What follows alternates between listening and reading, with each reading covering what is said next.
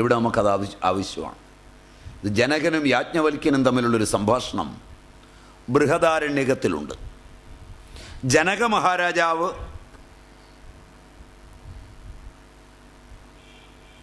ഒരു ദിവസം യാജ്ഞവൽക്യരുമായി സംഭാഷണത്തിൽ ഏർപ്പെടുമ്പോൾ യാജ്ഞവൽക്യർ ചോദിച്ചു, എന്താണ് ജനക മനുഷ്യൻ്റെ വെളിച്ചം?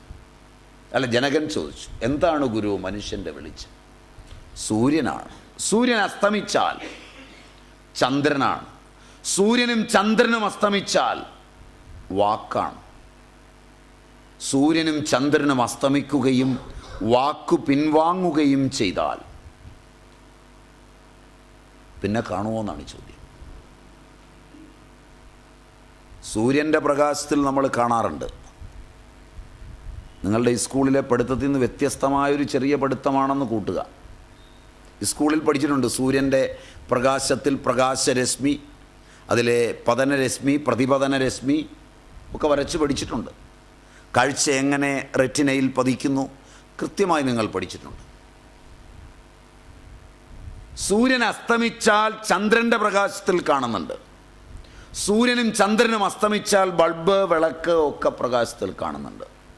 സൂര്യനും ചന്ദ്രനും അസ്തമിച്ച് അഗ്നി കെട്ടടങ്ങിയാൽ വാക്കിൻ്റെ വെളിച്ചത്തിൽ കാണാറുണ്ട്. അത് മനസ്സിലായോ എന്നറിയില്ല. അമ്മ ആ മേശപ്പുറത്ത് മോളെ തീപ്പെട്ടി ഇരിപ്പുണ്ട് എടുത്തുകൊണ്ട് വരാൻ പറഞ്ഞാൽ ലൈറ്റ് പോയിടത്ത് മോള് പോയി എടുത്തുകൊണ്ട് വരാറുണ്ട്, എങ്ങും മുട്ടാതെ. ശരിയല്ല. അമ്മ നിൽക്കുന്നിടത്തേക്ക് മകൾ എത്തുന്നത് വാക്കിൻ്റെ വെളിച്ചത്തിലാണ്. ശരിയല്ല. അതെടുക്കാൻ പോകുന്നതും ഒരളവ് വരെ വാക്കിൻ്റെ വെളിച്ചത്തിലാണ്. കാരണം പോകുന്ന വഴിക്ക് സൈഡിലുള്ള വസ്തുക്കളുടെ ഒരു ശബ്ദം തിരിച്ചറിയും. അതിൽ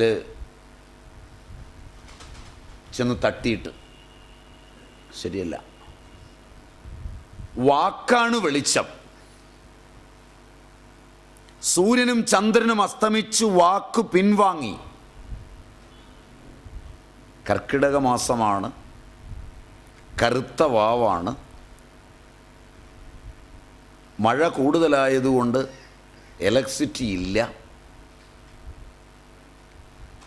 കിടന്നുറങ്ങി. ആ ഉറക്കത്തിൽ നിങ്ങളുടെ അമ്മയെ പട്ടുസാരിയും ഉടുത്ത് അടുക്കൽ വന്ന് നിൽക്കുന്നതായി കൃത്യമായി കാണുകയാണ്.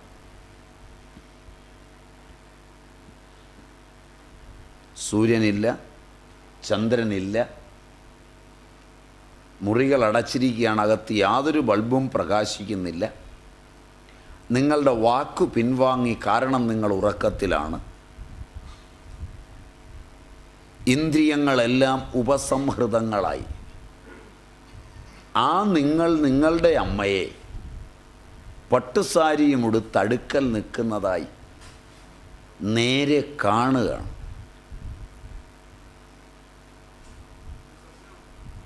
പേരെന്തു വേണം ഇട്ടു, കാണുക എന്ന പ്രക്രിയ തുല്യമാണ്. ശരിയല്ല. ജാഗ്രതയിൽ നടക്കുന്ന എല്ലാ സംഭവവും സ്വപ്നത്തിലും നടക്കും. കുട്ടികളാണെങ്കിൽ മൂത്രമൊഴിക്കാൻ മുട്ടിയിട്ട് എഴുന്നേക്കും, കട്ടിലേലേക്ക് മൂത്രമൊഴിക്കും, മുറ്റമാണെന്നോർത്ത്. ശരിയല്ല. രാവിലെ എഴുന്നേൽക്കുമ്പോൾ ചോദിച്ചാൽ മുറ്റത്താ മൂത്രമൊഴിച്ച്.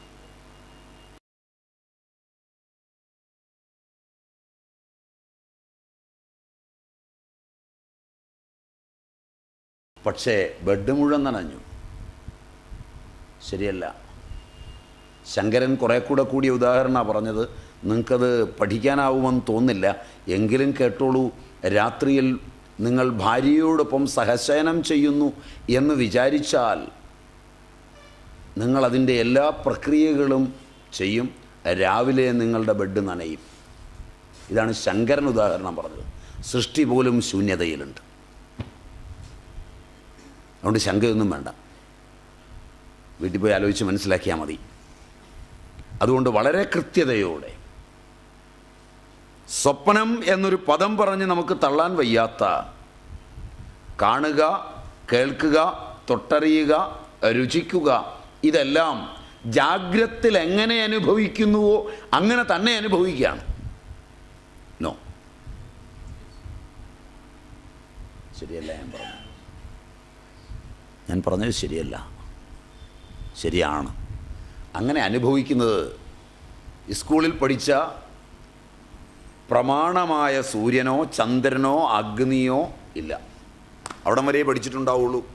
വാക്ക് പഠിച്ചിട്ടുണ്ടാവില്ല, വാക്ക് പ്രമാണമായി പഠിച്ചിട്ടുണ്ടാവില്ല.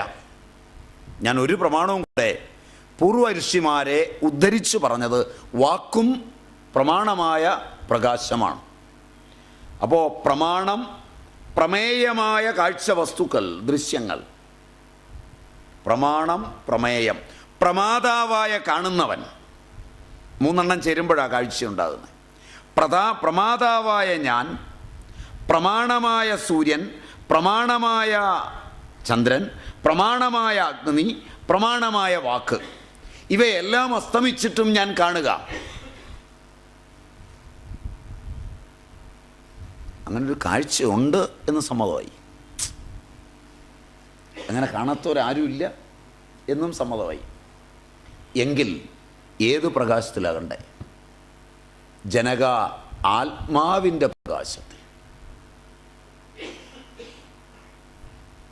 അത്രൈഷ ദേവഃ സ്വപ്നേ മഹീമാനമനുഭവതി യദൃഷ്ടം ദൃഷ്ടമനുപശ്യതി ശ്രുതം ശ്രുതമേവ അനുശൃണോതി ദേശദിഗന്തരശ്ച പ്രത്യനുഭവതി ദൃഷ്ടം ച അദൃഷ്ടം ച ശ്രുതം ച അശ്രുതം ച അനുഭൂതം ച അനനുഭൂതം ച സച്ച അസച്ച സർവം പശ്യതി സർവഃ പശ്യതി എന്ന പ്രമാണത്തിൽ ഇന്ദ്രിയങ്ങൾ ഉപസംഹൃതങ്ങളായിത്തീർന്ന് മനസ്സു പലതായിത്തീരുക എന്ന വിഭൂതിയെ കൈക്കൊണ്ട് മനസ്സ് തന്നെ കാണുന്നവനും കാണപ്പെടുന്ന വസ്തുവുമായി.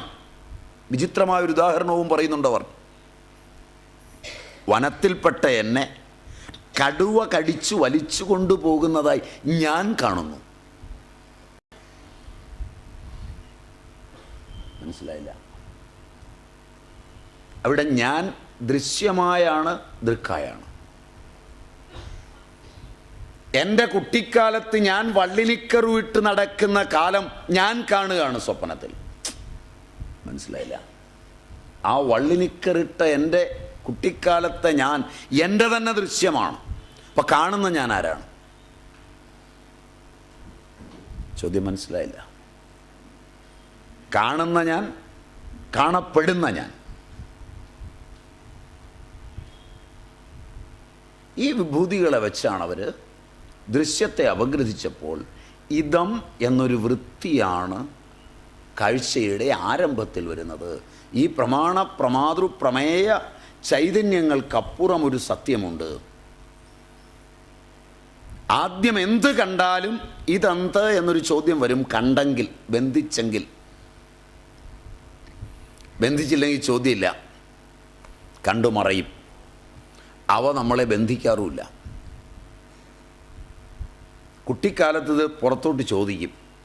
പക്ഷെ മുതിർന്നാൽ അച്ഛനും അമ്മയൊക്കെ പഠിപ്പിച്ച് ചോദ്യം തെറ്റാണെന്ന് നമുക്ക് ബോധ്യമാവും.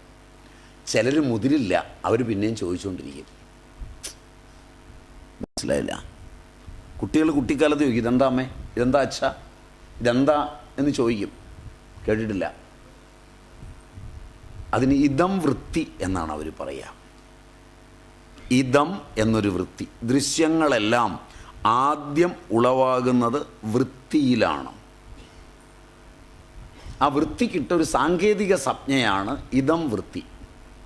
ഇതം വൃത്തി വിശിഷ്ടമായി തോന്നിയ വസ്തു. ഇനി തോന്നിക്കഴിഞ്ഞ് അതുമായി ബന്ധിച്ചാൽ വസ്തു വേണ്ട. കണ്ട ആ വസ്തു എടുത്തു മാറ്റിയാൽ മനസ്സ് അതിൻ്റെ ആകാരമായി മാറി. ഇനി സ്മരിക്കുമ്പോഴൊക്കെ അത് കാണാം, കാണുമ്പോഴൊക്കെ സ്മരിച്ച് പേര് പറയാം. മനസ്സിലായില്ല? അപ്പം അതിൽ ബന്ധിച്ചു എന്ന് സാരം. ഇതമെന്ന വൃത്തി, ഇതം വൃത്തിയിൽ നിന്ന് മനോവൃത്തിയായി പരിണമിച്ചു. വിഷയ ആകാര വൃത്തി, ഇതാണ് അതിൻ്റെ അടുത്ത സ്റ്റേജ്. എന്താണോ വിഷയം, അതിൻ്റെ ആകാരമുള്ള ഒരു മനസ്സ്, അതിൻ്റെ സജീവമായ ഒരു ചിത്രമെടുത്ത് എപ്പോൾ വേണമെങ്കിലും എത്ര കോപ്പികൾ വേണമെങ്കിലും എടുക്കാൻ കഴിയുന്ന, അതിലേക്ക് കണ്ടത് ഏതെല്ലാം തരത്തിൽ എൻ്റെ വാസനയ്ക്കനുസരിച്ച് രൂപപ്പെടുത്താൻ കഴിയും അതെല്ലാം ചേർത്ത് അനന്തഭാവങ്ങളോടുകൂടി ആവശ്യത്തിന് മാറി മാറി അവതരിപ്പിക്കാവുന്ന അനേക വീക്ഷണ കോണങ്ങളിൽ ആ വസ്തുവിനെ വിഷയാകാരമായി എൻ്റെ മനസ്സ് രൂപപ്പെടുത്തിയപ്പോൾ അത് മനോവൃത്തിയായി. വിഷയവൃത്തിയായപ്പോൾ അത് സ്ഥൂലമാണ്.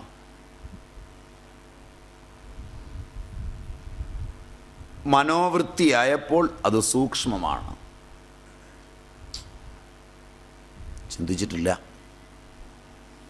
വിഷയാകാര വൃത്തിയിലെ നിങ്ങളുടെ ഭാര്യ, വിഷയാകാര വൃത്തിയിലെ നിങ്ങളുടെ ഭർത്താവ്, വിഷയാകാര വൃത്തിയിലെ മക്കൾ, വിഷയാകാര വൃത്തിയിൽ നിങ്ങൾ കാണുന്ന കളിക്കാർ, വിഷയാകാര വൃത്തിയിൽ നിങ്ങളുടെ ഭരണാധികാരികൾ, വിഷയാകാര വൃത്തിയിൽ നിങ്ങൾ കണ്ട സന്യാസിമാർ, നിങ്ങൾ കണ്ട വ്യക്തികൾ, ഇവരൊക്കെ സ്ഥൂലമാണ്, പരിമിതമാണ്. മനോവൃത്തിയിലേക്ക് അവയെ പരിണമിപ്പിച്ചപ്പോൾ അതിൻ്റെ മേൽ എന്തെന്ത് കളറുകൾ നിങ്ങൾ തേച്ചു.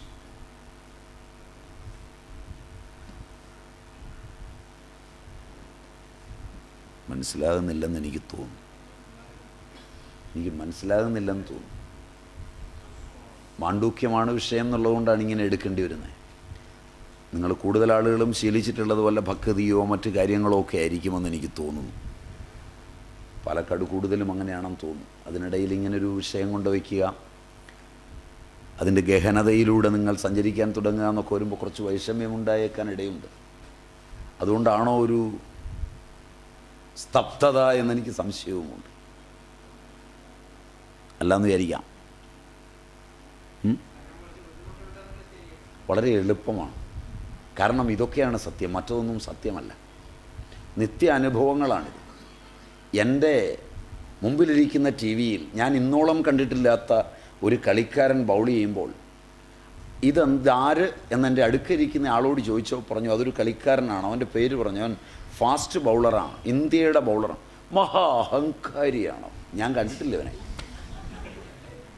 ഞാനിവനെപ്പറ്റി ഒന്നും കേട്ടിട്ടില്ല, ഇവൻ്റെ ഈ പേരത്തിൽ എഴുതിയ പുസ്തകവും വായിച്ചിട്ടില്ല, ഇവനെപ്പറ്റി മറ്റുള്ളവർ പറഞ്ഞതും കേട്ടിട്ടില്ല. അവൻ ബൗൾ ചെയ്യുന്നത് കണ്ടു, എന്തൊരു അഹങ്കാരി. ഞാനൊരാളെ ഫോൺ ചെയ്തു, ആദ്യമായിട്ടാണ്, ഫസ്റ്റാണ്. ആരോ പറഞ്ഞു ഇങ്ങനൊരു സ്വാമിയുണ്ട്, നിങ്ങളൊന്ന് വിളിക്കുമെന്ന് പറഞ്ഞു. ഞാൻ അയാളെ വിളിച്ചു. അയാളുടെ ശബ്ദം കേട്ട മാത്രയിൽ ഞാൻ ഫോൺ കട്ട് ചെയ്തു. അപ്പം മറ്റേ ആൾ വെച്ച് വിളിച്ചോ, അയ്യോ കടിച്ചു തിന്നാൻ വരുന്നൊരു ഭൂതം, എങ്ങനെ വിളിക്കും? ഇവിടെ കൂടെ എങ്ങനെ മനുഷ്യനെ ജീവിക്കുക? നിങ്ങൾ പറഞ്ഞ പോലൊന്നും അല്ലല്ലോ, എനിക്ക് പരിചയമുണ്ടല്ലോ. മറ്റേ ആൾ പറഞ്ഞു. ഞാൻ അറിയുമോ ആളിനെ? എങ്ങനെ അറിയുമെന്ന്? ഇങ്ങനെയാ മനുഷ്യർ. ഞാൻ ഭയന്നു പോയില്ലേ ശബ്ദം കേട്ടപ്പോഴേ? എങ്ങനെ തീരുമാനിച്ചു? ചോദ്യം മനസ്സിലായില്ല, ചോദ്യം പിടികിട്ടില്ല. ഞാൻ പറഞ്ഞത് ശരിയല്ല. ഞാൻ പറഞ്ഞ ഒന്നും ശരിയല്ല. നിങ്ങൾ എങ്ങനെയാണ് ആ കളിക്കാരൻ അഹങ്കാരിയാണെന്ന് തീരുമാനിച്ചത്?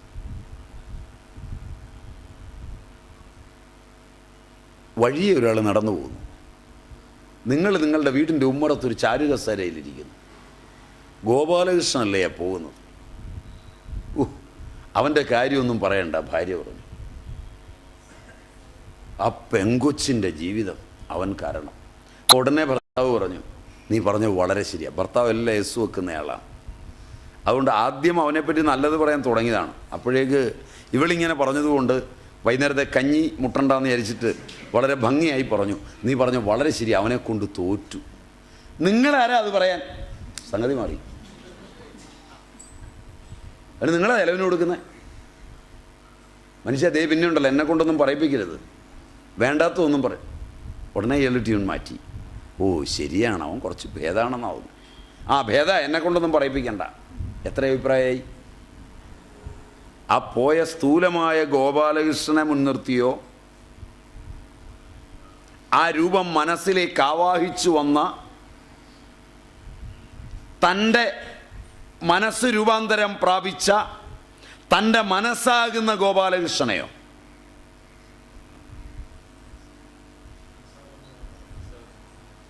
അങ്ങനെയാണെങ്കിൽ നമ്മുടെയൊക്കെ മനസ്സാകെ കുഴപ്പമല്ലേ? അതുകൊണ്ട് സൂക്ഷിച്ചേ പറയാവൂ മനസ്സാകുന്ന ഗോപാലകൃഷ്ണൻ. അടുത്ത ചോദ്യം,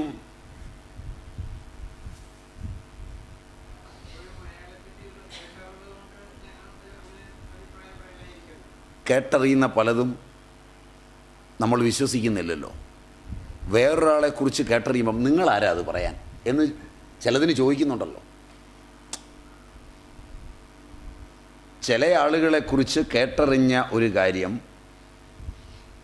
നമ്മൾ കൃത്യമായി പറഞ്ഞാൽ, കേട്ടറിഞ്ഞതല്ല നമ്മൾ ഇടപെട്ടിട്ട് അനുഭവമുള്ളത് പറഞ്ഞാൽ തന്നെ നമ്മളെ തല്ലാൻ ഈ ആൾ തന്നെ വരുന്നുണ്ടല്ലോ. ചോദ്യം മനസ്സിലായില്ല? നീ ഇതൊന്നും ആരോടും പറയണ്ട, ശരിയല്ല, പറഞ്ഞാൽ നീ തല്ലു വാങ്ങിക്കും. അയാൾ അങ്ങനെയൊന്നും അല്ല, എനിക്കറിയാം എന്ന് പറയുമോ? പറയില്ല. തീർച്ചയുണ്ടെങ്കിലല്ല, നമുക്കും അറിയാം അയാൾ അങ്ങനെയാണെന്ന്. എന്നാലും നമ്മളുടെ മനസ്സിൻ്റെ ആകാരത്തിൽ അയാൾക്ക് നാം നല്ല ചില പെയിൻറ്റുകൾ നൽകി വർണ്ണിക്കാൻ ഇഷ്ടപ്പെടുന്നു. ശരിയല്ല? ശരിയല്ല? ശരിയല്ല? ഞാനങ്ങനെയാണെന്നാണ് എൻ്റെ വിശ്വാസം. ഇനി നിങ്ങളങ്ങനെ അല്ലെന്ന് പറഞ്ഞാൽ, ഈ ഒരു അസ്വാതന്ത്ര്യം മനസ്സിനെല്ലാവർക്കും ഉണ്ട്. ഏത് ഇതം വൃത്തിയും വിഷയാകാര വൃത്തിയായി മനോവൃത്തിയായി പതിച്ചാൽ സൂക്ഷ്മമായി ഒട്ടേറെ വർണ്ണങ്ങളായി അതിലേക്ക് ബുദ്ധിവൃത്തി കടന്നു വന്നാൽ ബുദ്ധി കൊണ്ട് അപഗ്രഥിച്ച് നാം ഉദ്ദേശിക്കുന്നതിനെ നന്നാക്കുവാനും നാം ഉദ്ദേശിക്കാത്തതിനെ ചീത്തയാക്കുവാനും പറ്റുന്ന വിധത്തിൽ 1000 അറിവുകൾ കടന്നു വരികയെ. ശരിയല്ലേ? ശരിയല്ലേ? സത്യത്തിൽ ഇതൊക്കെയല്ലേ നമ്മളൊന്ന് അറിയേണ്ടത്. ഇതറിഞ്ഞു കഴിഞ്ഞല്ലേ നമുക്ക് നമ്മളെ അറിയാൻ പറ്റുള്ളൂ. നമ്മൾ കാണുന്ന എല്ലാ ദൃശ്യവും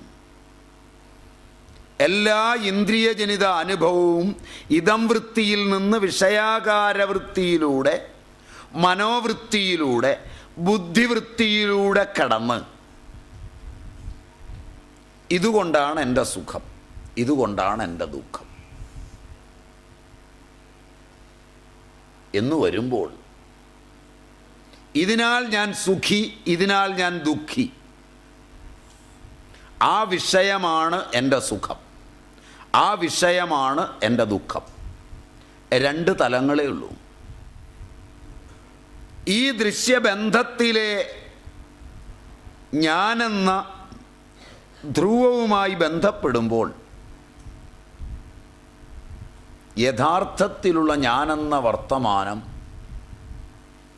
ഇല്ലാതാകുന്നുണ്ടോ?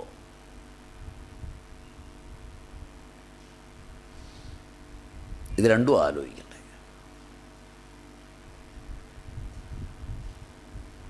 ഇതിൻ്റെ 2 തലങ്ങളാണിത്. ഇന്ദ്രിയജനിത അനുഭവങ്ങൾ, ഇന്ദ്രിയജനിത അനുഭവ ഉൽപ്പന്ന വാസന ഉത്ബുദ്ധത, ഇന്ദ്രിയജനിത വാസന ജനിത അനുഭവ ഉൽപ്പന്ന വാസന അനുദ്ബുദ്ധത. ഈ 3 രൂപാന്തരപ്പെടുത്തുന്ന എൻ്റെ ഭൂതം, വർത്തമാനം, ഭാവി. കാലമായി പിരിഞ്ഞു നിൽക്കുന്ന ദൃശ്യങ്ങളെല്ലാം ഈ മൂന്നിനകത്ത് പെടും. അതിൻ്റെ സംക്ഷോഭങ്ങളും ഈ മൂന്നിനകത്ത് പെടും.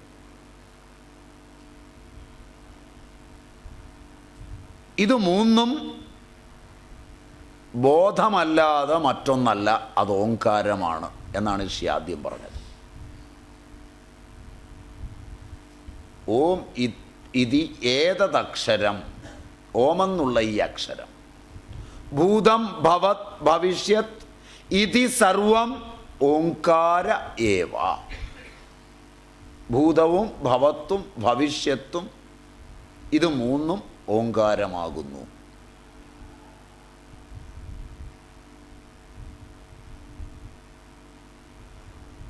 ജാഗ്രത്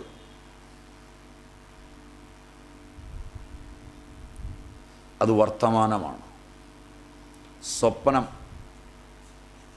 അത് ഭൂതമാണ്. സുഷുപ്തി അത് ഭവ്യകൽപ്പനയെ ഉൾക്കൊള്ളുന്നതാണ്. ഏതൊരു വരാൻ പോകുന്നതിലാണോ എൻ്റെ കാരണശരീരം സുഷുപ്തമായിരിക്കുന്നത്,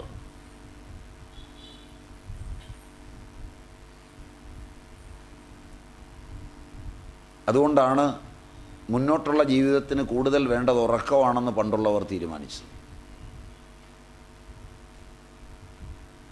ഉറക്കത്തിൻ്റെ താളം തെറ്റിയാൽ മുന്നോട്ട് പോക്ക് ഗതീയത തീർന്നു. അതാണ് പഴയ അമ്മയും ഇപ്പോഴത്തെ അമ്മയും തമ്മിലുള്ള വ്യത്യാസം. ഇപ്പോഴത്തെ അമ്മ പാത്രത്തിൽ വെള്ളവുമായിട്ട് ചെന്ന് മകൻ്റെയും മകളുടെ അടുക്കിരുന്ന് വെള്ളത്തിൽ കാല് വെപ്പിച്ചിരുത്തി പഠിപ്പിക്കും, തോറ്റുപോകും. പഴയ അമ്മയാണെങ്കിൽ പറയും കിടന്നുറങ്ങാൻ പറയും, നിൻ്റെ പുസ്തകമൊക്കെ കൂടെ ഞാൻ ചുട്ട് കളയും, പോയി കിടന്നുറങ്ങടാന്ന് പറയും. കാരണം കുറച്ച് പഠിച്ചാൽ മതി. അവൻ കിടന്നുറങ്ങുകയാണെങ്കിൽ തെളിഞ്ഞു വരും. ഉള്ള മാഷന്മാരെല്ലാം കൂടെ ട്യൂഷൻ പഠിപ്പിക്കാൻ സമ്മതിക്കില്ല. ഒരു മാഷ് പഠിപ്പിച്ചെങ്കിൽ അതൊക്കെ മതി, അതിൽ നിന്ന് അവൻ തെളിഞ്ഞു വരും. അമ്മയും കയറിയിരുന്ന് പഠിപ്പിക്കാൻ പോവില്ല. മനസ്സിലായില്ല? അമ്മ 2 കൊല്ലം തോറ്റതാ, എന്നാലും ഇപ്പം ഇരുത്തി പഠിപ്പിക്കും. ഇതൊക്കെ നമുക്ക് ജീവിതത്തിൽ നോക്കാം. ഞാൻ പറഞ്ഞത് നുണയാണെങ്കിൽ ജീവിതത്തിൻ്റെ ഭാവിയിലേക്ക് വരുന്നതെല്ലാം സുഷുപ്തിയിൽ നിന്നാണ് വരുന്നത്. ഗാഠമായ ഉറക്കത്തിൽ നിന്ന് മാത്രമേ ശാന്തസുന്ദരമായ ഭാവി ഉണ്ടാവും. മന്ത്രിമാരൊക്കെ നന്നായിട്ട് ഉറങ്ങിയിരുന്നെങ്കിൽ നാട് നന്നായേനെ.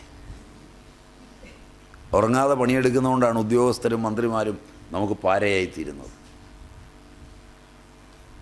ഗാഠമായ ഉറക്കം, വെറും ഉറക്കമല്ല, സ്വപ്നമില്ലാത്ത ഉറക്കം. ഇപ്പം സ്വപ്നം ഭൂതകാലവർത്തിയാണ്, അത് മനസ്സിലായി? അത് മനസ്സിലായി. വർത്തമാനം ആണ് ജാഗ്രത്, അത് മനസ്സിലായി. ഇത് മൂന്നും ഓംകാരമാണെന്നാണ് ഋഷി ആദ്യത്തെ ശ്ലോകത്തിൻ്റെ ആദ്യത്തെ പാദത്തിൽ പറഞ്ഞത്. ഓമെന്നുള്ള ഈ അക്ഷരം ആകുന്നു,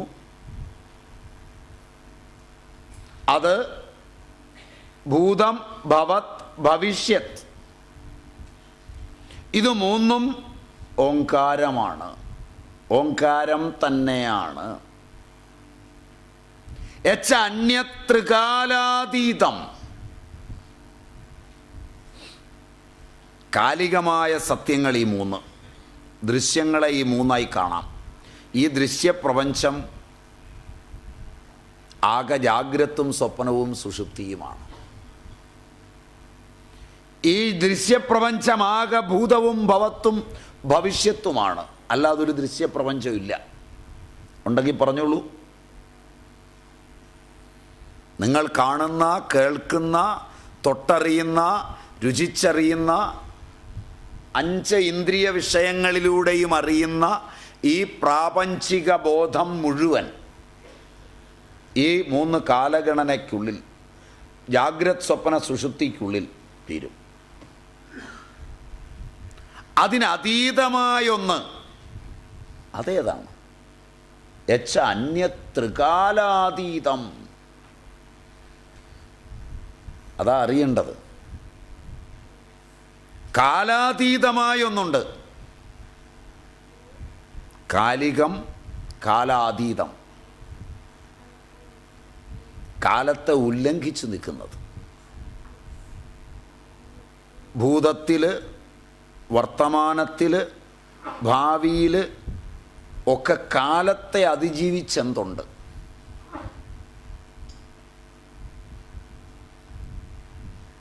അങ്ങനെ വല്ലതും ഉണ്ടോ?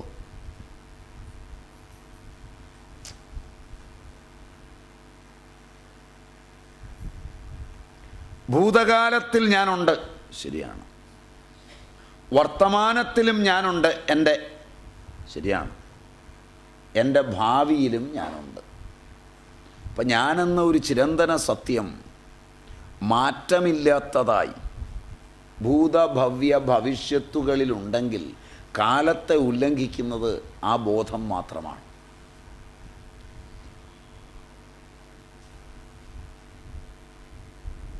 ആ ബോധം ഓങ്കാരമാണ്. ദൃക്ക് ഓങ്കാരമാണ്, ദൃശ്യം ഓങ്കാരമാണ്. സിമ്പിളായിട്ട് പറഞ്ഞാൽ, ആ ശ്ലോകത്തിൻ്റെ വ്യാഖ്യാനം സിമ്പിളായി പറഞ്ഞാൽ, ദൃശ്യങ്ങൾ അത്രയും ഓങ്കാരമാകുന്നു, ദൃക്കും ഓങ്കാരമാകുന്നു. ഭൂതഭവ്യ ഭവിഷ്യത്തുകൾ ഓങ്കാരമാവുന്നു. കാലാതീതമായ ബോധവും ഓങ്കാരമാവുന്നു. വേറൊരു ദിശയിൽ പറഞ്ഞാൽ, ഞാനും എൻ്റെ ദൃശ്യമായ പ്രപഞ്ചവും ഏകമായ ബോധമാകുന്നു.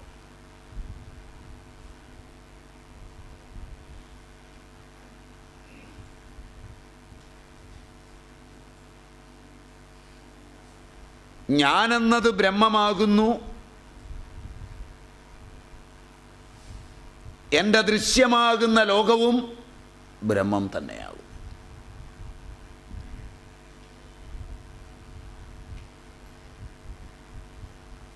ഏതൊരുവൻ സഗുണബ്രഹ്മമാകുന്ന ഓങ്കാരത്തെയും സനാതനമായ നിർഗുണബ്രഹ്മമാകുന്ന ഓങ്കാരത്തെയും ഒരുമിച്ചറിയുന്നുവോ അവൻ ബ്രാഹ്മണനാകുന്നു. അതിനെ അറിഞ്ഞിട്ട് അവൻ ആത്മനിർവൃതിയെ പ്രാപിക്കുന്നു. ഇങ്ങനത്തെ ശ്രുതിവചനങ്ങളുമുണ്ട്.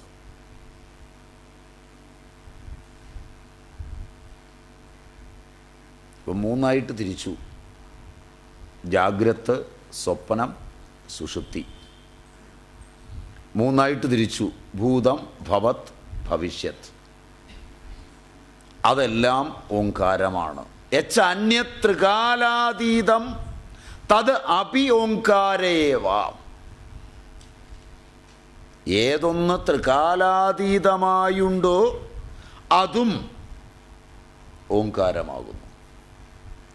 ഓങ്കാരവും ദൃക്കും തമ്മിലുള്ള ബന്ധം അഭേദം. ബന്ധം നല്ല പറയേണ്ടത്, അഭേദം. ഓങ്കാരവും ദൃശ്യവും തമ്മിലുള്ള അഭേദം. ചുരുക്കത്തിൽ ഓങ്കാരം മാത്രമേ ഉള്ളൂ. ആ, ഉ, മ.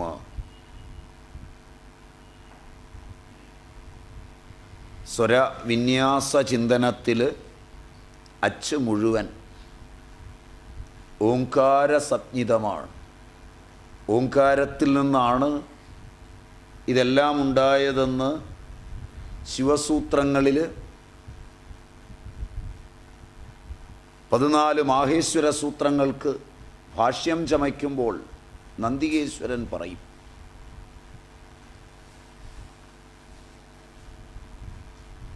നന്ദികേശ്വരൻ്റെ ഭാഷ്യത്തിൽ മാഹേശ്വര സൂത്രങ്ങൾക്ക് നന്ദികേശ്വരൻ്റെ വ്യാഖ്യാനമേ ഉള്ളൂ.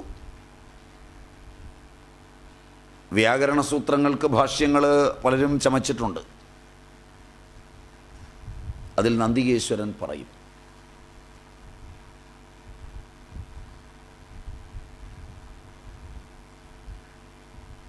സനന്ദന സനൽകുമാരന്മാർ കേട്ട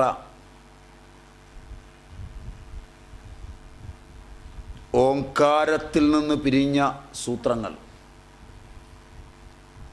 നൃത്താവസാനേ നടരാജരാജു നനാദടക്കം നവപഞ്ചവാരം ഉദ്ധർധു കാമ സനകാദിസിദ്ധാൻ ഏതത് വിമർശേ ശിവസൂത്രജാലം എന്ന സൂത്രങ്ങൾ.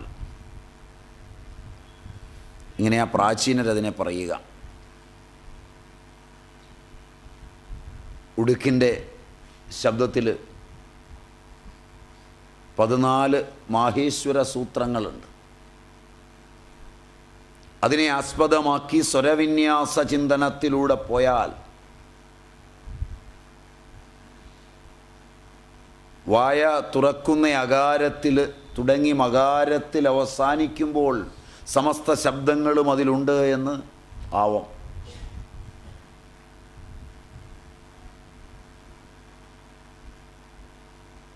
അതിൻ്റെ വ്യാപ്തിയെല്ലാം നമുക്ക് മുന്നോട്ട് ചെല്ലുമ്പോൾ പഠിക്കാം. എങ്കിലും മറന്നു പോകാതിരിക്കാനൊന്ന് സൂചിപ്പിച്ചു എന്ന് കൂട്ടിയാൽ മതി. കാരണം മുന്നോട്ട് ചെല്ലുമ്പോഴെന്ന് ഓരോന്നിനും പറഞ്ഞു വിടുന്നത് അപ്പോൾ നിങ്ങൾക്ക് മനസ്സിലാവുമെങ്കിൽ എന്നുള്ള അർത്ഥത്തിലാണ്. ഇല്ലെങ്കിൽ പറഞ്ഞിട്ട് കാര്യമില്ല. വൈകുന്നേരം വല്ല സീരിയലോ നല്ല കാര്യങ്ങളോ ഒക്കെ കാണേണ്ട സമയമാണ്. അപ്പം നിങ്ങളെ ഇരുത്തി നിങ്ങൾക്ക് മനസ്സിലാകില്ലാത്ത കാര്യങ്ങളാണ് പറഞ്ഞു തരുന്നതെങ്കിൽ അത് നിങ്ങളുടെ വാസനകൾ പോകാൻ സഹായമാവില്ല. അതുകൊണ്ട് ആരെയും വിളിച്ചുകൊണ്ട് വരരുത്. ക്ലാസ് ഇവിടെയാണ് ഇനിയും തുടരുന്നതെങ്കിൽ. കാരണം ഇതൊക്കെ ആ വാസന പോകുമ്പോൾ അന്വേഷിച്ച് പിടിച്ചു വന്ന് കേൾക്കും. അല്ലാത്തവർ കേൾക്കാനിരുന്നാൽ ഇറങ്ങിപ്പോകുമ്പോൾ വല്ലതൊക്കെ പറയും. അപ്പോൾ കേട്ടവർക്കൊരു മനോവിഷമം ഉണ്ടാവും. മനസ്സിലായില്ല? അതാണ് ഞങ്ങളൊക്കെ പരിശോധിക്കുക. അതുകൊണ്ട് വേണ്ടവർ മാത്രമേ ഇത് പഠിക്കാവൂ. ഇതെല്ലാവർക്കും ഉള്ള സാധനമല്ല. ഇതൊരു ഡോമിനൻ്റ് മൈനോറിറ്റിക്കുള്ളതാണ്. എല്ലാവരും പഠിക്കരുത്. ഇപ്പോൾ പഠിച്ചില്ല എന്ന് വെച്ച് കുഴപ്പമൊന്നുമില്ല. പിന്നെ എപ്പോഴെങ്കിലും പഠിച്ചോളും. കാരണം ഒരു ദിവസം ഇതിലെ വഴി വരാതെ പോവില്ല. അപ്പം അതിന് പറ്റിയവർ അന്ന് പഠിപ്പിച്ചോളും. അതുകൊണ്ട് ദുഃഖമൊന്നും വേണ്ട അങ്ങനെ പറഞ്ഞതിൽ. ഇപ്പോൾ അതിന് അധികാരിയല്ല എങ്കിൽ പഠിക്കരുത്.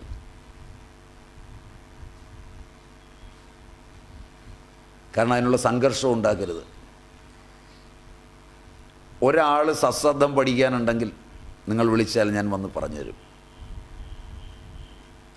അതുകൊണ്ട് ആളെ വിളിച്ചുകൊണ്ടും വരരുത്. ഒരു ശങ്ക കൊണ്ടാണ് ഞാനത് പറയുന്നത്. കാരണം അവിടെ ആയിരുന്നപ്പോഴൊക്കെ ആളിനി കുറഞ്ഞു, സ്വാമിക്ക് ഇനി ഇഷ്ടപ്പെട്ടില്ലേ. കാരണം ഇടയ്ക്കൊരു ദിവസം എനിക്ക് വരാൻ പറ്റിയില്ല. ഇന്നും വരാൻ പറ്റുമെന്ന് ഞാൻ വിചാരിച്ചിരുന്നില്ല. പിന്നെ ആൾ കുറഞ്ഞിട്ടാണോ വരാതിരുന്നത്? അല്ല, വരാൻ പറ്റിയില്ലെങ്കിൽ ഇനിയും വരികയില്ല.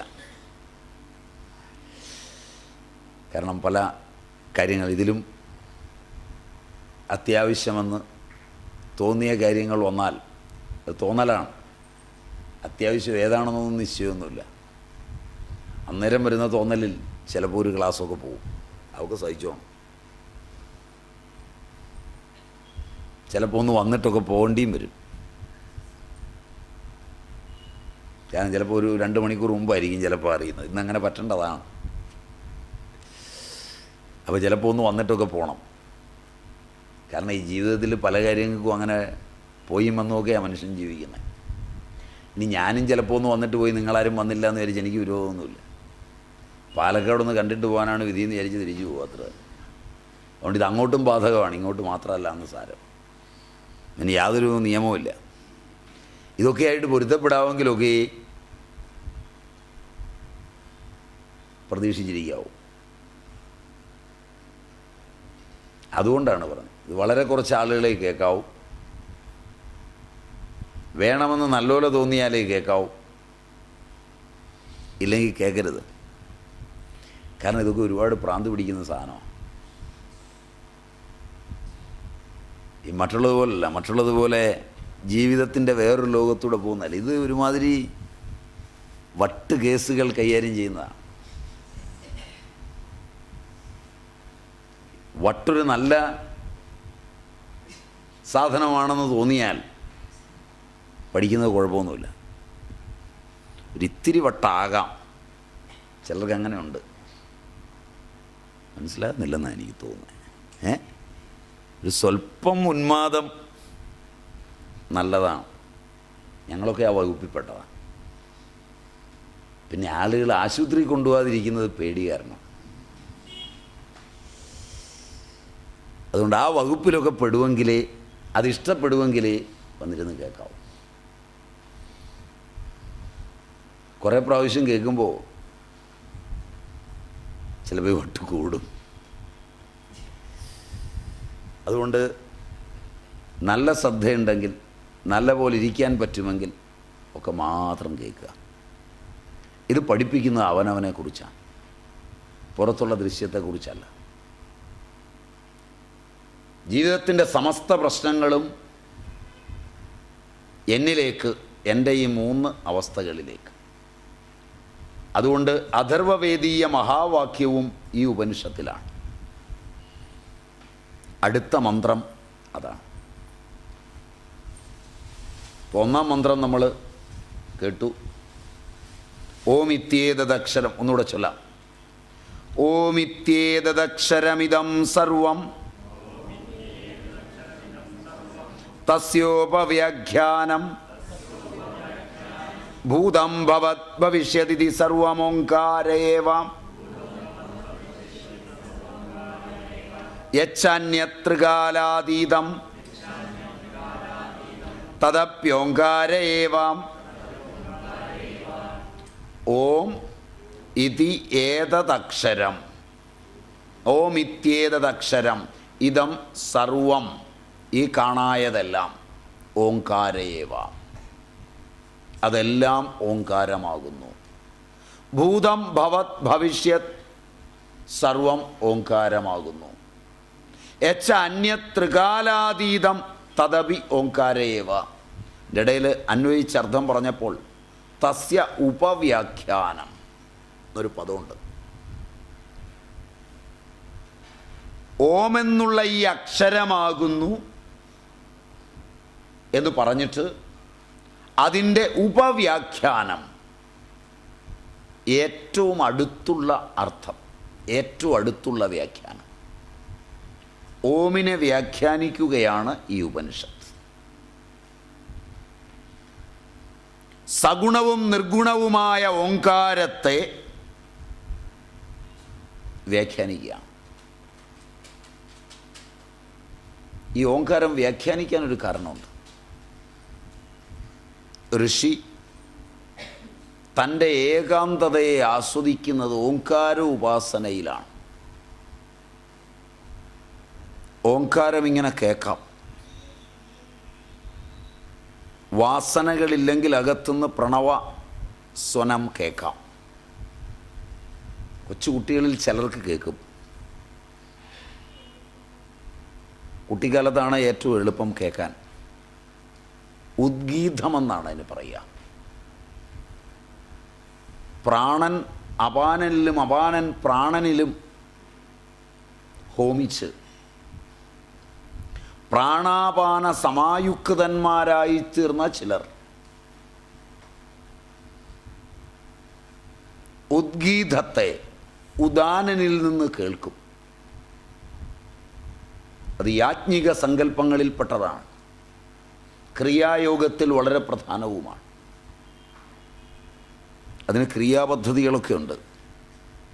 ഒരുപാട് ബ്രഹ്മചര്യം, അപരിഗ്രഹം, അസ്തേയം, അഹിംസ ഒക്കെയുണ്ട്. അതൊന്നും ഇപ്പോൾ പരിശീലിക്കാൻ പോകണ്ട. ഇപ്പോൾ പരിശീലിച്ചാൽ പിന്നെ ഇത് പരിശീലിക്കാൻ തുടങ്ങിയിട്ട് അസ്തേയം പാലിക്കുക പ്രയാസമാണ്. അസ്തയം വരുമ്പോൾ പരിശീലിച്ചാൽ മതി. മനസ്സിലായില്ല? അസ്തയം എന്ന് പറഞ്ഞാൽ മനസ്സിലായി? കക്കാതിരിക്കുക. ഈ ലോകത്ത് വലിയ പാടുള്ള കാര്യമാണ്. ദിവസം ഒരു കള്ളമെങ്കിലും പറഞ്ഞില്ലെങ്കിൽ ജീവിതം മുമ്പോട്ട് പോവുകയില്ല. ഭാര്യയ്ക്ക് ഭർത്താവിൽ വിശ്വാസം വേണമെങ്കിൽ സത്യം പറയരുത്. സത്യം പറഞ്ഞാൽ അവൾ വിശ്വസിക്കില്ല. നേരെ വിളിച്ചിട്ട് കള്ളം പറഞ്ഞു നോക്കിയേ, എന്നൊരു ചോദ്യമില്ല. ഭർത്താവിനോട് വന്ന് ഭാര്യ സത്യമെല്ലാം പറഞ്ഞാൽ ഇഷ്ടപ്പെടുകയില്ല. നിങ്ങളെക്കാളൊരു നല്ല മനുഷ്യനാണ്, അയാളെ കണ്ടപ്പോൾ എനിക്കൊരു മോഹമൊക്കെ തോന്നി, എന്നാൽ സത്യം ഒന്ന് തുറന്നു പറഞ്ഞു നോക്കി, സംഗതി മാറും. കുറേ കാലമായില്ലേ നിങ്ങളുടെ മോന്തയും കണ്ട് ഞാനിങ്ങനെ ഇരിക്കുന്നു. ഒരു വിഷമം തോന്നി മനുഷ്യ, വിഷമം തോന്നിയതാ പറഞ്ഞത്, സത്യമാണ് പറഞ്ഞത്. പറയാവോ? പറ്റിയല്ല. പറഞ്ഞാൽ പിറ്റേ ദിവസം സംഗതിയായ പശയായി. നീ അന്ന് പറഞ്ഞെന്തോ അറിയാതെ പറഞ്ഞു പോയാൽ മതി, ആ മനുഷ്യൻ എത്ര നല്ലതാണെന്ന് സംഗതി മാറി. അപ്പോൾ സത്യം പറയാൻ പറ്റില്ല. സത്യം പറയാറാവുമ്പോൾ മതി എന്ന് പറഞ്ഞാൽ ബന്ധങ്ങളില്ലാതാകുമ്പോൾ മതി. ക്രിയായോഗമൊക്കെ ഇങ്ങനെ ഉണ്ടെന്നൊക്കെ ഈ ജന്മത്തിൽ പഠിച്ചാൽ മതി, വേറൊരു ജന്മം കിട്ടും. അതുവരെയൊക്കെ ഇതൊക്കെ ഇങ്ങനെ പഠിച്ചാൽ മതി. പോയി തലയും കുത്തിയൊന്നും നിൽക്കണ്ട, പെശക ധ്യാനിക്കുകയൊന്നും വേണ്ട. ധ്യാനം നിർവിഷയം മനയാണ്. ഇതൊക്കെ കേട്ടിട്ട് പോയി ഓങ്കാരത്തെ ധ്യാനിക്കാനിരുന്നാൽ ഓജസ് ക്ഷയിക്കും. ഓജ ക്ഷിയേത ശോക ധ്യാന ശോക ശ്രമാദിഭി എന്നാണ് വാഗ്ഭടൻ പറയുന്നത്. അതുകൊണ്ട് പോയി ഒന്നും ഇരിക്കണ്ട. ഇരിക്കാറാവുമ്പോൾ എല്ലാ ഇരിപ്പും ഇതായിട്ട് തീരും. അതുവരെയൊക്കെ ശ്രവണം ചെയ്താൽ മതി, തിരക്കൊന്നും കാണിക്കണ്ട. അതുകൊണ്ട് പണി കുറച്ച് പാടാണ്. മറ്റത് പ്രണവധ്വനം, പ്രണവസ്വനം അകത്തുനിന്ന് വരും. ജന്മനാ ചില കുട്ടികൾക്കൊക്കെ കിട്ടും, ഭാഗ്യവാന്മാർന്ന് കൂട്ടിയാൽ മതി. നമുക്കൊക്കെ കിട്ടുമെന്നൊന്നും ആദ്യം കയറി വിചാരിക്കണ്ട. കുറച്ച് കഴിയുമ്പോൾ ഇതിങ്ങനെ ശ്രവണം ചെയ്ത് ചിലപ്പോൾ ഒരു സ്ഫുലിംഗം കിട്ടിയെന്നിരിക്കും. അപ്പം കയറി ഇരുന്നാൽ ഇരിപ്പാണ്, പിന്നെ കള്ളമൊന്നും പറയില്ല. അതൊരു ഭാഗ്യമായിട്ട് അന്ന് കൂട്ടിയാൽ മതി. അതുവരെയൊക്കെ നമുക്കിങ്ങനെയൊക്കെ കുറച്ച് പഠിക്കാം, അതാണ് നല്ലത്. പഠിക്കുന്നത് ഒരു സുഖമാണി, മനസ്സിലായില്ല? ഇത് കേൾക്കാനുള്ളൊരു സുഹൃതം വന്നാൽ കേൾക്കുന്ന ഒരു സുഖമാണ്. അതുകൊണ്ടാണ് തസ്യ ഉപവ്യാഖ്യാനം, അതിൻ്റെ ഏറ്റവും അടുത്ത അർത്ഥം. ഇവിടെ ഓങ്കാരമാണ് വ്യാഖ്യാനിക്കുന്നത്. ഓങ്കാരത്തിൻ്റെ ഏറ്റവും അടുത്ത അർത്ഥമാണ് പറഞ്ഞ രണ്ടെണ്ണം. ഓങ്കാരവും ഭൂതഭവ്യ ഭവിഷ്യത്തുകളും അഭേദമാണ്, ഓങ്കാരവും ജീവനും അഭേദമാണ്. ഇനി രണ്ടാം മന്ത്രം നോക്കാം. എങ്ങനെയാ തുടങ്ങുന്നത്? സർവം ഹേതദ് ബ്രഹ്മ അയമാത്മാ ബ്രഹ്മ സോയമാത്മാ ചതുഷ്പാദ്. അവിടെ അഥർവവേദീയ മഹാവാക്യമാണ് അയമാത്മാ ബ്രഹ്മ. 4 മഹാവാക്യങ്ങളാണ്. മഹാവാക്യങ്ങൾ ഒട്ടേറെയുണ്ട്. വേദങ്ങൾ അംഗീകരിച്ച് പോരുന്നത് 4 മഹാവാക്യങ്ങളെയാണ്. ഋഗ്വേദ അന്തർഗത മഹാവാക്യമാണ് പ്രജ്ഞാനം ബ്രഹ്മ. യജുർവേദ അന്തർഗത മഹാവാക്യമാണ് അഹം ബ്രഹ്മാസ്മി. സാമവേദ അന്തർഗത മഹാവാക്യമാണ് തത്വമസി. അഥർവവേദ അന്തർഗത മഹാവാക്യമാണ് അയമാത്മാ ബ്രഹ്മ.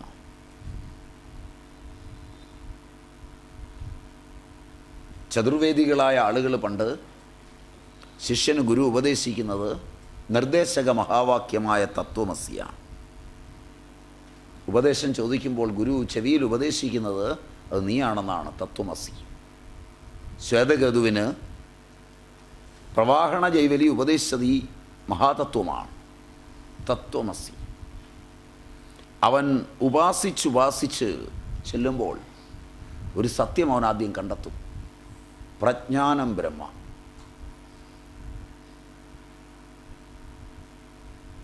ആ ഉപാസനയുടെ വളർച്ചയിൽ അവൻ കണ്ടെത്തും അയമാത്മാ ബ്രഹ്മ. അഹം ബ്രഹ്മാസ്മി. ആ അഹം ബ്രഹ്മാസ്മിയുടെ പൂർണ്ണതയിൽ അവൻ കണ്ടെത്തും അയമാത്മാ ബ്രഹ്മ. ഇങ്ങനെയാണ് 4 മഹാവാക്യങ്ങളുടെ പോക്ക്. അഹം ബ്രഹ്മാസ്മി അനുഭൂതി മഹാവാക്യമാണ്. തത്വമസി നിർദ്ദേശക മഹാവാക്യമാണ്. മനന മഹാവാക്യങ്ങളായാണ്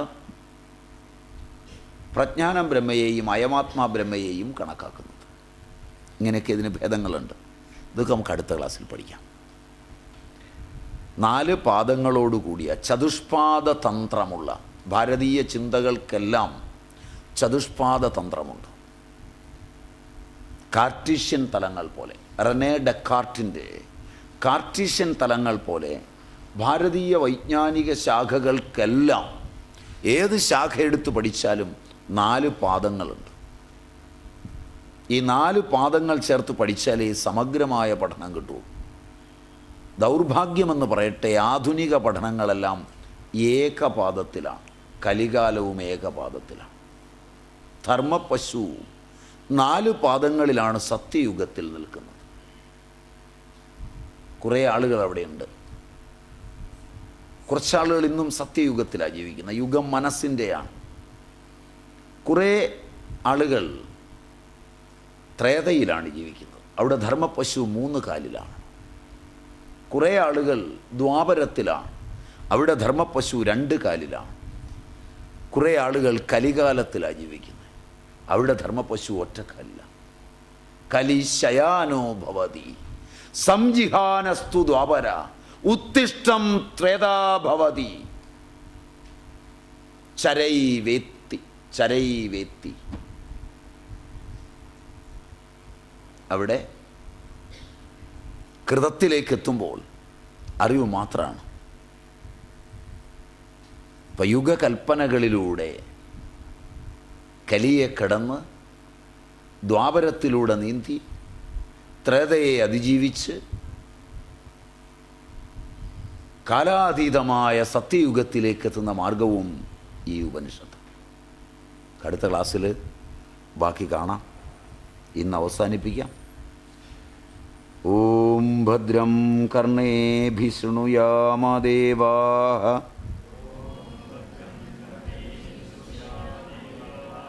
ഭദ്രം പശ്യേമാക്ഷിഭിർയജത്രാഃ സ്ഥിരൈരംഗൈസ്തുഷ്ടുവം സസ്തനൂഭിഃ വ്യശേമദേവഹിതം യദായുഃ സ്വസ്തി ന ഇന്ദ്രോ വൃദ്ധശ്രവാഃ സ്വസ്തി ന പൂഷാ വിശ്വവേദാഃ സ്വസ്തി നസ്താക്ഷ്യോ അരിഷ്ടനേമിഃ സ്വസ്തി നോ ബൃഹസ്പതിർദധാതു. ഓം ശാന്തി ശാന്തി ശാന്തി.